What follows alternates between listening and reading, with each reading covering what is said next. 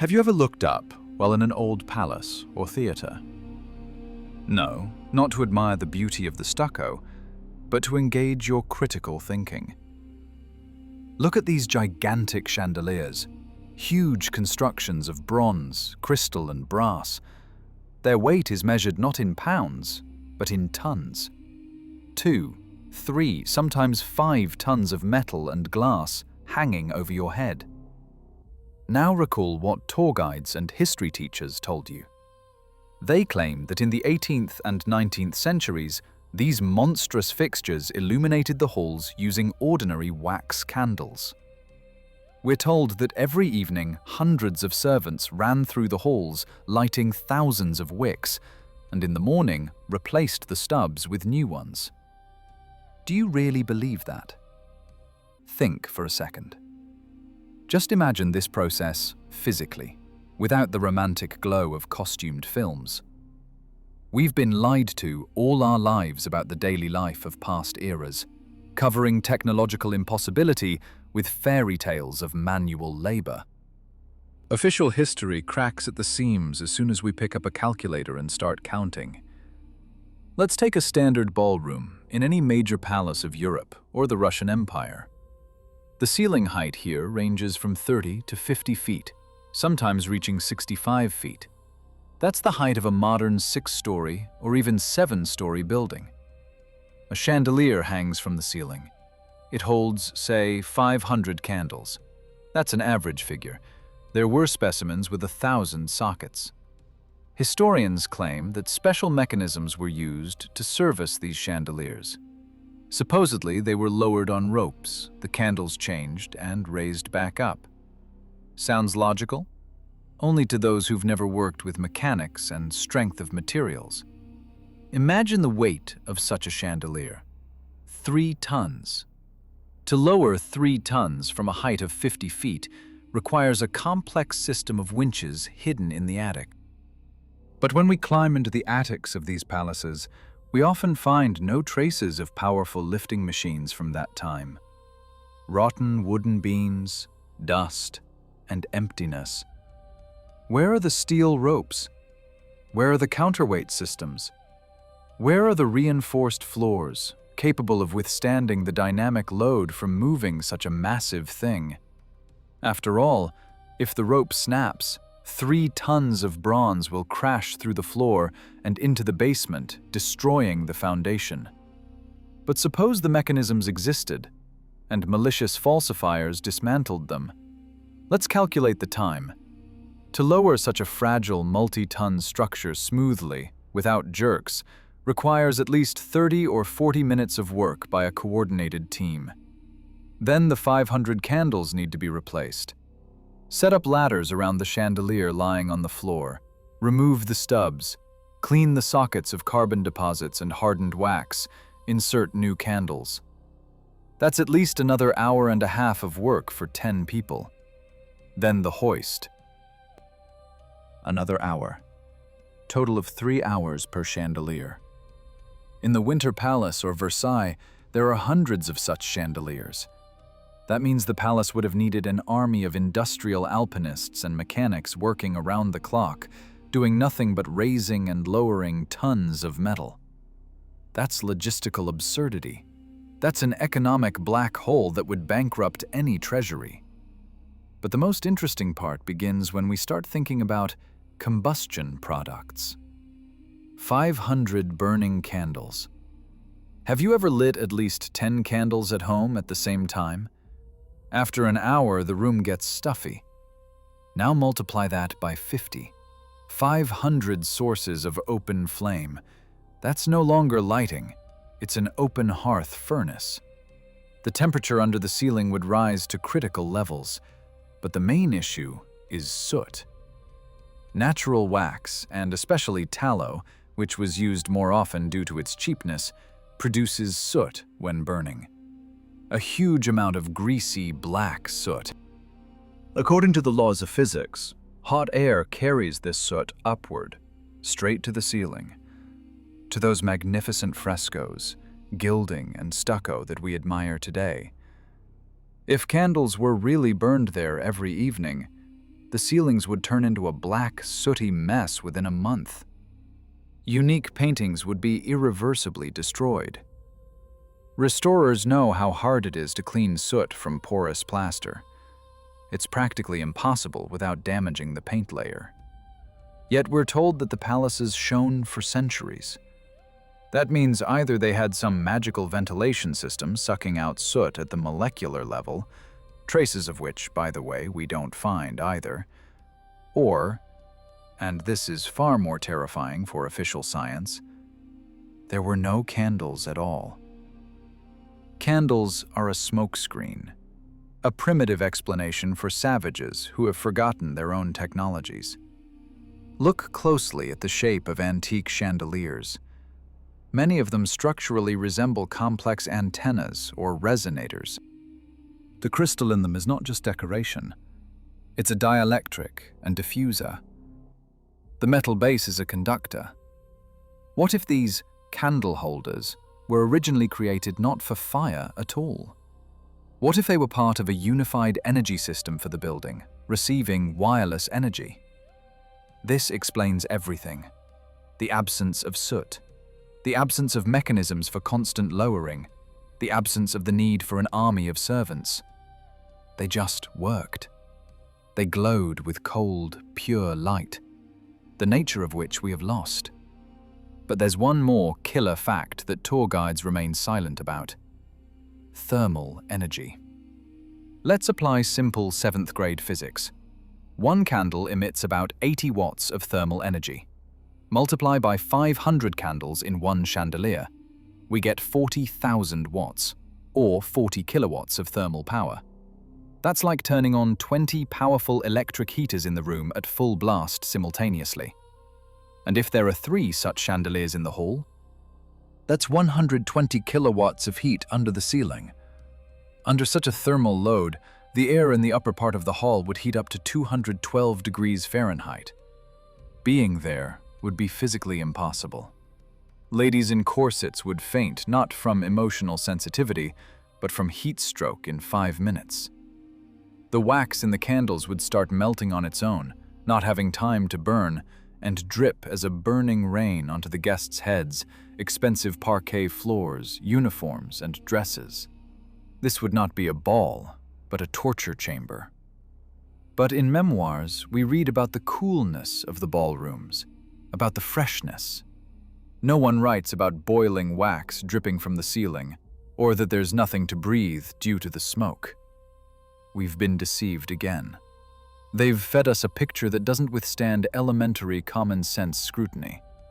Someone will say, "But there are paintings by artists of that time depicting candles." Excellent argument. Are you sure that artists painted from life, rather than fulfilling a social order from the new authorities who were rewriting history after a global catastrophe?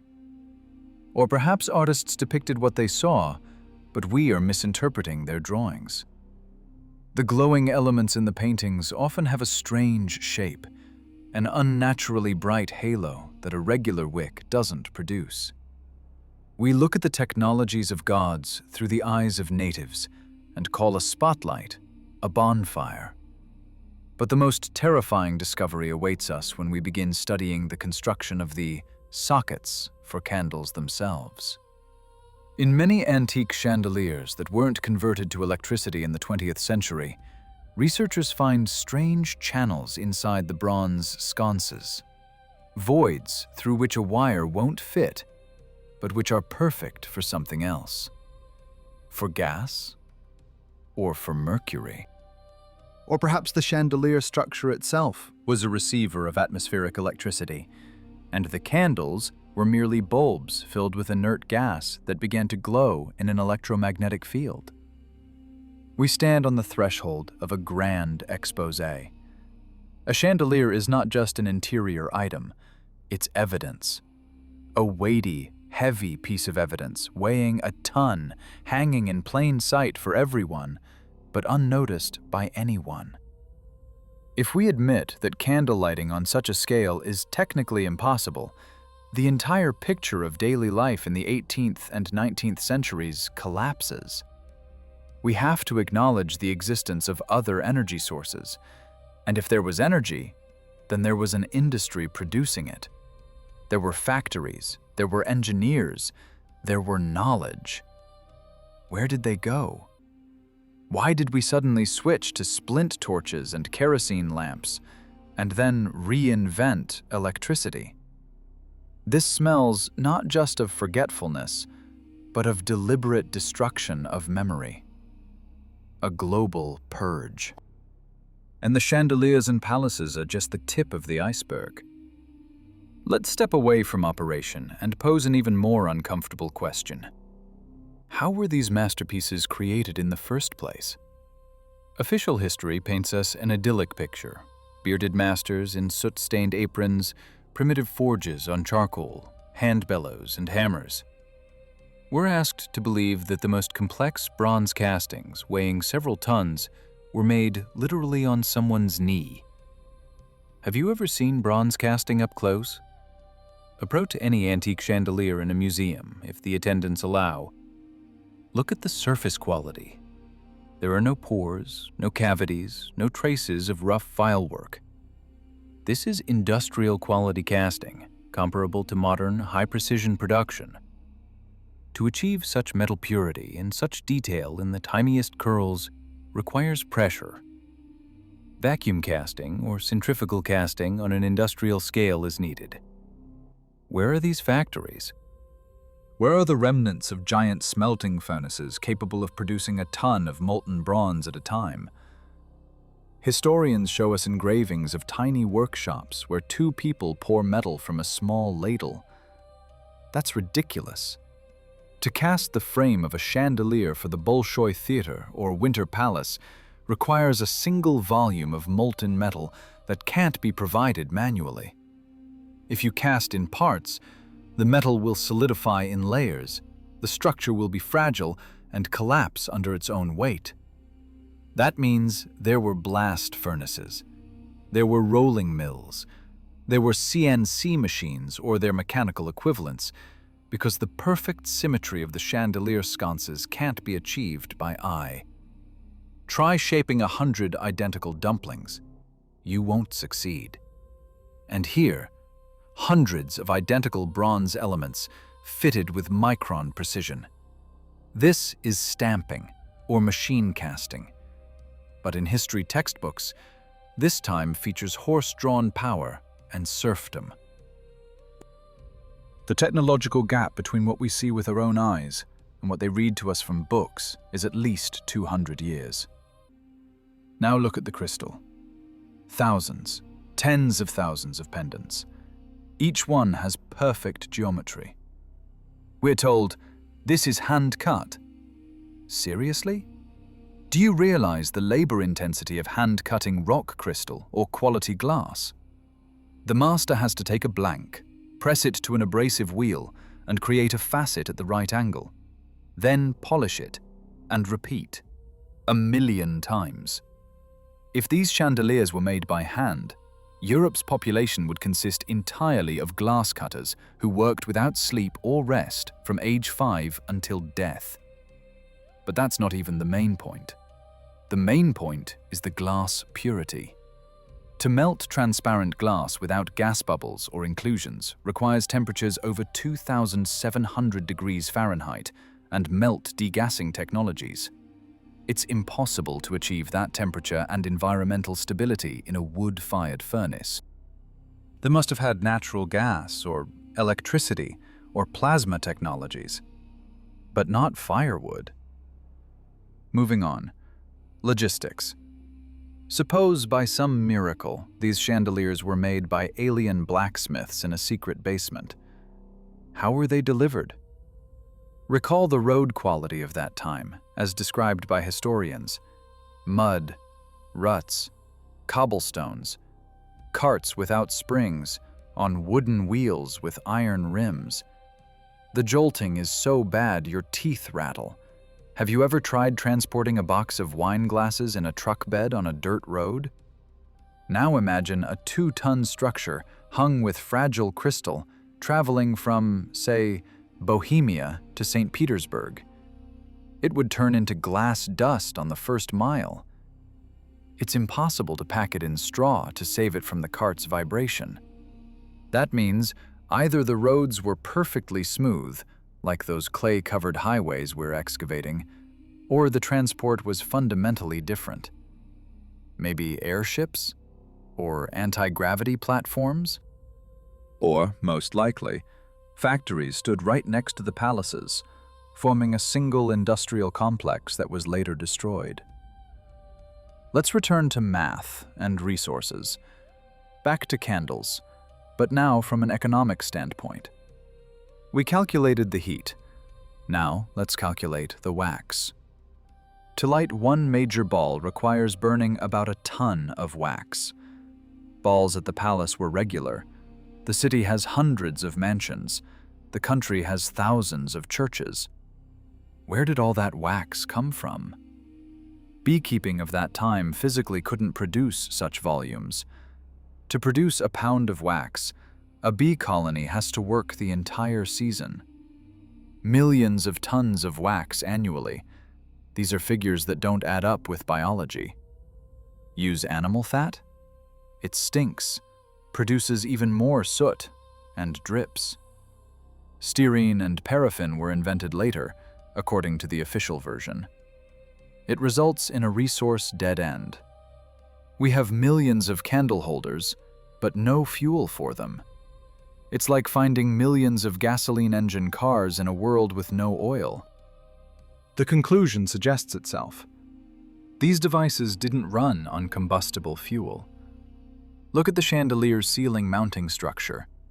It's not just a hook.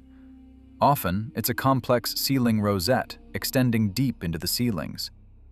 Building engineers who restored old buildings often come across strange metal bus bars running from the chandelier's mounting point somewhere into the walls to the building's reinforcement. Why ground a hook for a chandelier with candles? Or is it not grounding, but power supply? We see a huge electrical circuit. The palace building itself, with its dome resonators, spire antennas, and metal reinforcement inside the walls, represents a giant circuit. And the chandelier is the end consumer, an incandescent lamp or gas discharge tube. The crystal acts as a diffuser for harsh radiation, converting it into soft, visible light. They simply swapped the concepts on us.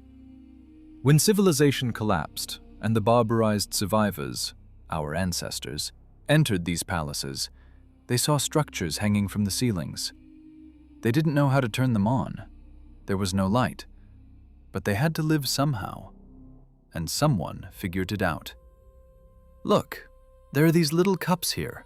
Let's put fat sticks in them and light them. That's how the cargo cult of candle lighting emerged. For centuries, we've been imitating the operation of high-tech devices using primitive fire.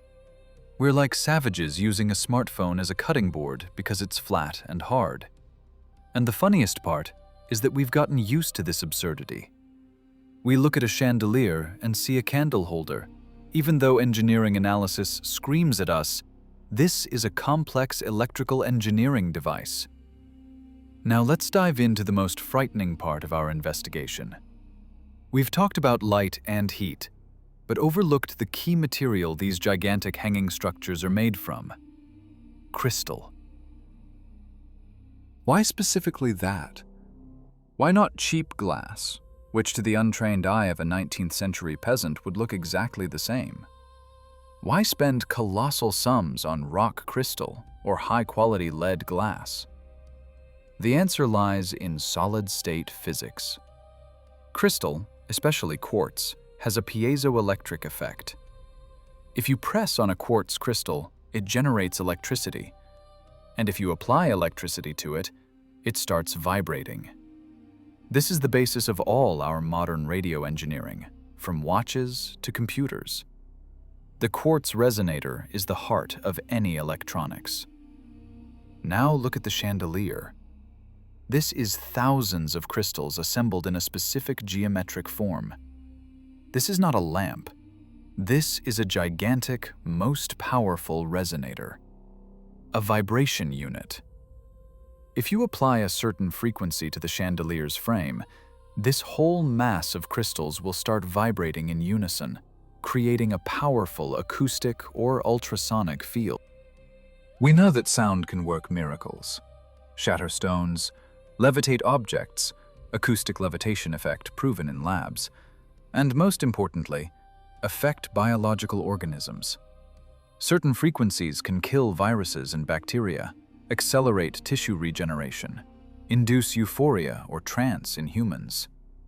Recall where these chandeliers hang? In huge halls with perfect acoustics. Domed ceilings, arched vaults, all architectural sound amplifiers. The palace is not a residence. The palace is a technical structure, a gigantic musical instrument inside which people were located. And the chandelier was the heart of this system, the emitter. Imagine, you come to what historians call a ball. Live music plays, instruments work.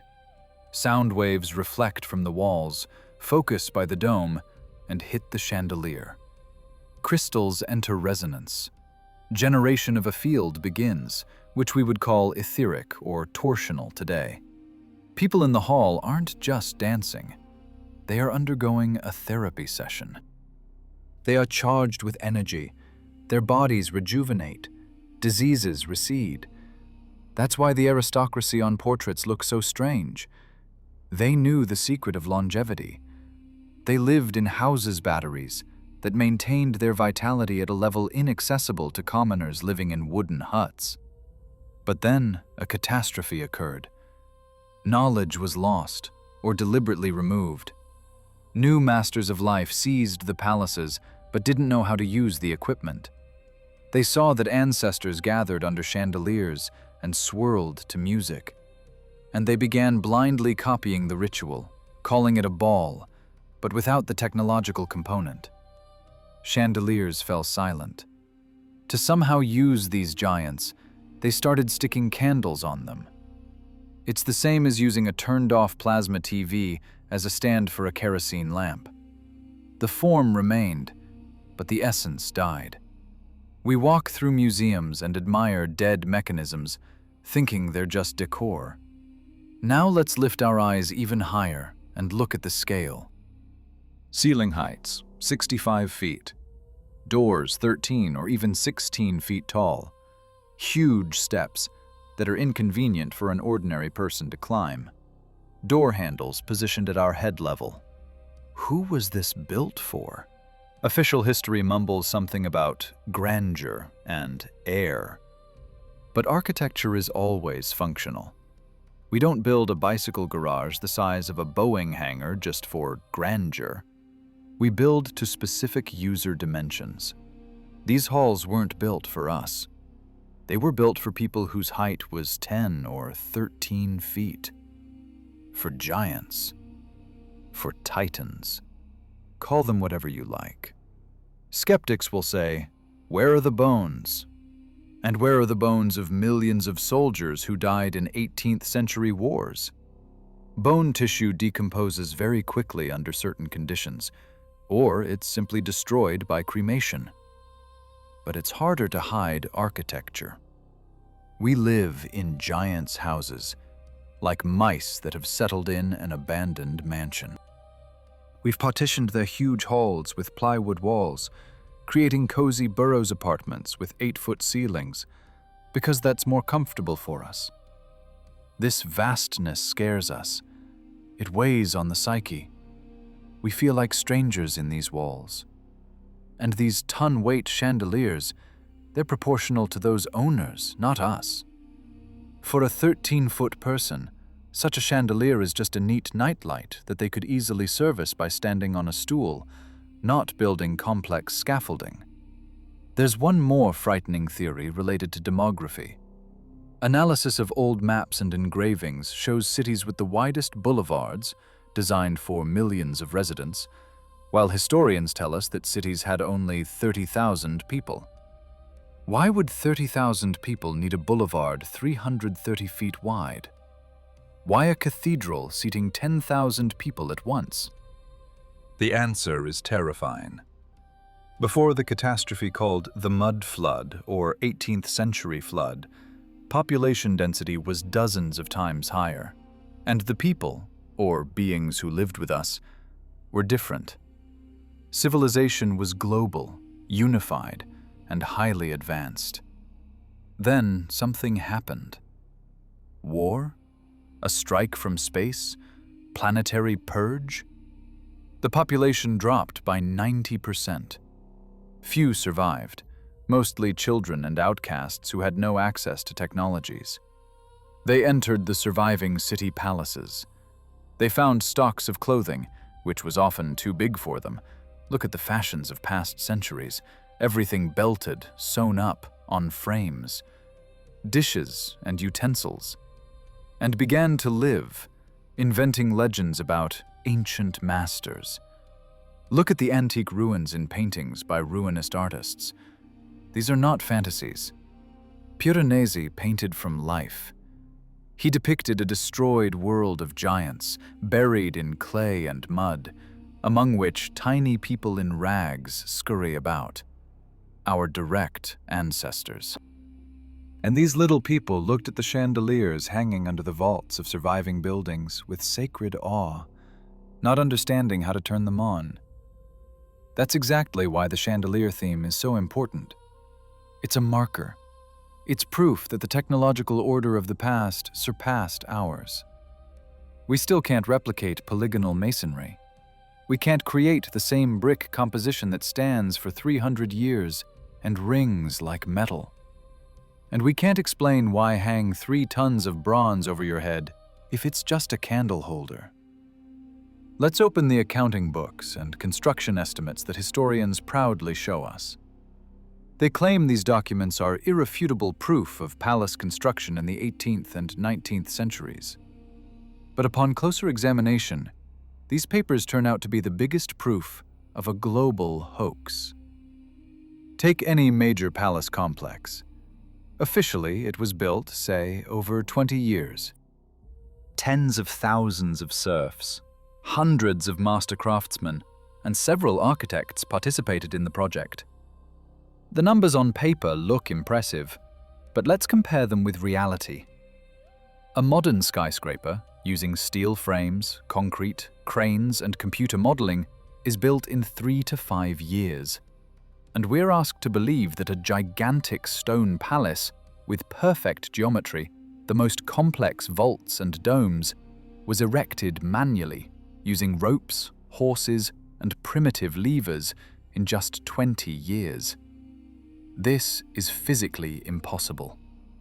A simple calculation shows that such construction would require not 20, but at least 150 years of continuous work.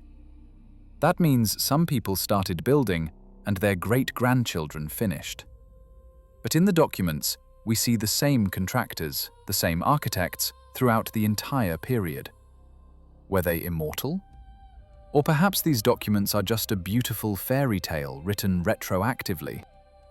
Forensic examination of such historical documents, if it were allowed, often shows that the paper and ink used for estimates spanning 20 years were produced in a single year. The hand of the same scribe filled out ledgers for different decades. This is not construction. This is falsification. And now the most interesting part. Money. Let's talk about candles again. We've already established that lighting a major palace required tons of wax per year.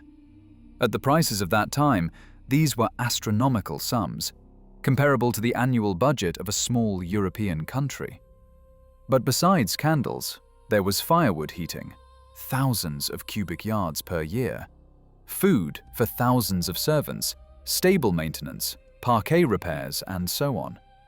If you add up all these expenses, maintaining just the Winter Palace or Versailles alone would consume 10 to 15% of the entire state budget.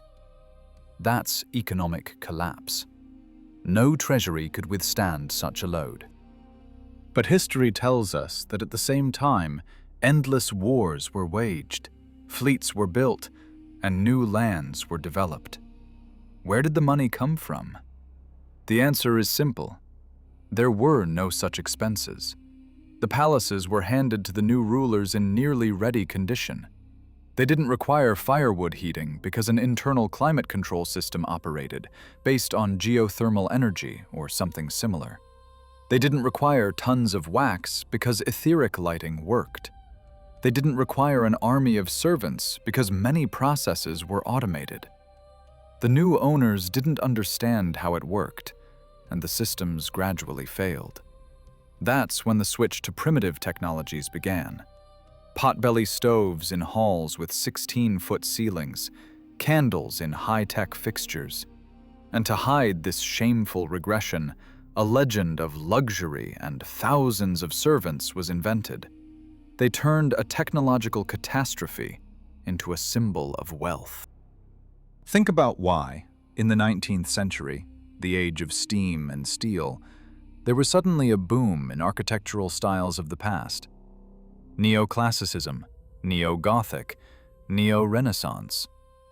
Why did engineers building railroads and steamships suddenly start copying ancient temples and medieval castles? Because they weren't copying. They were restoring. They were excavating buildings from the previous civilization out from under multi-yard layers of clay and mud and putting them in order. What we call construction was actually large-scale restoration and renovation. They bricked up extra windows, chiseled off incomprehensible symbols, added their primitive entrances, and hung their own coats of arms. And to legitimize ownership of these trophies, they hired an army of historians who wrote a beautiful legend for each building about great ancestor builders. The architects whose names we see on the blueprints were often just foremen overseeing the restoration. Where are their schools? Where are their students? Why did a genius who built one grandiose building create nothing similar afterward? Because he built nothing. He adapted. He was not a creator, but an adapter. The real engineers who created these palaces disappeared along with their civilization. Only their creations remain, as silent witnesses to past greatness and our total ignorance. We live in the scenery of a foreign world, not understanding their true purpose. And chandeliers are the key to the puzzle. As long as we believe in the fairy tale about candles, the whole system of lies holds. But as soon as we ask a simple question, how did they change candles at a height of 65 feet? The entire house of cards of official history starts to collapse. This question pulls others along, about materials, technologies, money, datings. And at the end of this chain awaits a shocking discovery about who we are and what world we really live in. Let's call things by their proper names. What happened in the 19th century was a global reset, the Great Reset of humanity. Some force, whose nature is not yet fully clear to us, be it a planetary-scale natural cataclysm or a war using climate-altering weapons, destroyed the previous world. A world where energy was free and accessible to everyone, like air. A world without borders, states in the modern sense, and division into lords and slaves. The unified architecture across all continents, from St. Petersburg to Melbourne, from Paris to San Francisco, shouts this to us. It was a single world with a single standard of living based on vibrational and etheric technologies. Chandeliers in palaces, temple domes, obelisks, and spires, all these are elements of a global energy system. It was a wireless energy transmission network that Nikola Tesla tried to revive at the beginning of the 20th century. He didn't invent anything new. He simply gained access to surviving archives or found a working artifact. And he was immediately stopped. Why? Because free energy is death for the modern control system.